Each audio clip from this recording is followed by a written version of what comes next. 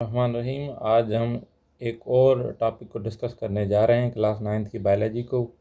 Movement across the membrane जो होती हैं उनमें हमने जो था पहले दो मूवमेंट्स को डिस्कस कर लिया था।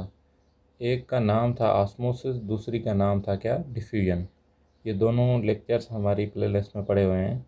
आज हम एक और दो और मज़ीद जो है ना वो मूवमेंट को डिस्कस करेंगे जो मेम्ब्रेन के अक्रॉस होते हैं, सेल मेम्ब्रेन के अक्रॉस होते हैं। पहली का नाम है फैसिलेटेड डिफ्यूजन। फैसिलेटेड डिफ्यूजन किस चीज़ को कहते हैं? Facilitated diffusion is a special form of diffusion. Diffusion का क्या है? स्पेशल फॉर्म है which allows rapid exchange of specific substance. कोई भी स्पेसिफिक सब्सटेंस हो उसकी रैपिड एक्सचेंज करवाता है। Particles are taken up by carrier proteins. ये इसकी इंपॉर्टेंट पॉइंट होती है कि फैसिलिटेड डिफ्यूजन में जो भी डिफ्यूजन होती है, डिफ्यूजन क्या है कि travelling of water molecule from higher concentration, travelling of any substances from higher concentration to lower concentration. मगर इसमें फिनोमेना ये है कि ये एक स्पेशलाइज्ड चैनल प्रोटीन्स या कैरियर प्रोटीन्स की मदद से होती है, जिसे हम क्या कहते हैं, फैसिलेटेड डिफ्यूजन। होती तो डिफ्यूजन मगर किसकी मदद से होगी?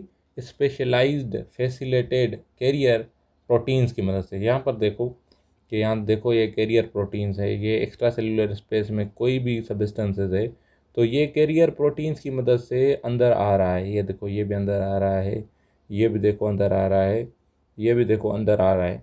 तो ये स्पेशलाइज्ड प्रोटीन के चैनल होते हैं जिसकी मदद से ये डिफ्यूजन होती है। तो ऐसी टाइप ऑफ डिफ्यूजन को हम क्या कहते हैं? Facilitated diffusion. अगर प्रोटीन चैनल्स के बगैर हो तो वो सिंपल डिफ्यूजन है। अगर प्रोटीन चैनल के साथ में हो रही है तो इसको हम क्या कहते हैं? Facilitated diffusion. The change in shape cause the particles to be released on the other side of the membrane। यहाँ पर देखो कि ये जो है पार्टिकल्स जो है वो इस प्रोटीन के चैनल की मदद से अंदर आते जा रहे हैं, और प्रोटीन का चैनल जो है ना उसकी गेट्स ओपन होती जा रही हैं, तो उसका शेप भी जो है ना वो चेंज होता नज़र आ रहा होगा। यहाँ पर देखो कि एक इसका शेप क्या है प्रोटीन के चैनल का। अब ये देखो इसका चैनल क्या है, इसका शेप क्या है। जब ये शेप चेंज करते जाते हैं तो कोई भी सब्सटेंसेस है वो मेम्ब्रेन के इनर साइड पर आता जाता है। उसके बाद है हमारी active transport. Active transport is the movement of substances against concentration gradient. अब ये आपको याद रखना है कि कंसंट्रेशन ग्रेडियंट है क्या। फॉर एग्जांपल मैं आपको यहाँ पर एक एग्जांपल देकर समझा रहा हूँ, ये आप समझ लें कि कोई भी चीज़ है, यहाँ पर एक वाटर के मालिक्यूल्स हैं वो कम हैं, और यहाँ पर वाटर के मालिक्यूल्स जो है ना वो ज़्यादा हैं। यहाँ पर वाटर के मालिक्यूल ज़्यादा हैं। अगर हम चाह रहे हैं कि ये छोटे वाले वाटर के मालिक्यूल्स इस कंटेनर में आएँ, कंटेनर नंबर बी में, तो हमें क्या करनी होगी, क्योंकि ये कंसंट्रेशन ग्रेडियंट कम है। यहाँ पर ये देखो यहाँ यहाँ तक है वाटर के मालिक्यूल्स, इसमें यहाँ तक है। अगर सिंपली डिफ्यूजन होती तो ये वाटर के मालिक्यूल्स कंटेनर नंबर बी से कंटेनर नंबर ए की तरफ जाते हैं, मगर हमें क्या करना है कि अगेंस्ट द कंसंट्रेशन ग्रेडियंट ये जो है ना वाटर के मालिक्यूल ट्रांसफ़र करने हैं। तो हम जब भी against the concentration of water के मालिक्यूल्स को या किसी भी सब्सटेंसेस को मूव कराने की कोशिश करेंगे तो हमें एनर्जी रिक्वायर होगी। तो एक्टिव ट्रांसपोर्ट एक ऐसी मैकेनिज़्म है ट्रांसपोर्ट की जिसमें हम सब्सटेंसेस की मूवमेंट करवाते हैं अगेंस्ट कंसंट्रेशन ग्रेडियंट।